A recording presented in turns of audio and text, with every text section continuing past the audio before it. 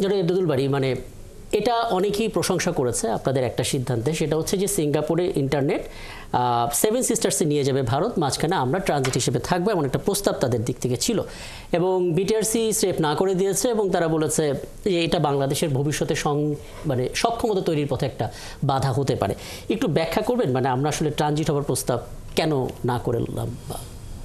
ইন্টারনেটের ক্ষেত্রে আমরা যে কাজটা করে থাকি, বাইরের থেকে আমাদের ব্যান্ডউইডথ আসে, এসে আমাদের দেশে কোথাও একটা টার্মিনেট হয়, জি, এটাই হচ্ছে আমাদের এই ইয়েটা এসেছিল হচ্ছে ইন্টারন্যাশনাল ইয়েতে, ইন্টারনেট যে টেরিস্ট্রিয়াল আইটিসি যারা আছে, এটা হচ্ছে তাদের মাধ্যমে, তাদের মাধ্যমে যে প্রোগ্রাম এসেছিল যে ওর একদিক থেকে এসে আরেক দিকে চলে যাবে, এটা একটা ট্রানজিট হবে। আইটিসির যে গাইডলাইনগুলো আছে, এই গাইডলাইনের ট্রানজিটের ব্যাপারটা পারমিটেড না, এসে আমাদের দেশে কোথাও টার্মিনেট হতে হবে। দেশে টার্মিনেট না হয়ে দেশের একদিক থেকে ঢুকে আরেক দিকে বের হয়ে যাবে, এই মডেলটা আমাদের নাই। এটা যদি করতে হয়, এটা করতে গেলে গাইডলাইন চেঞ্জ করে তারপর করতে হবে।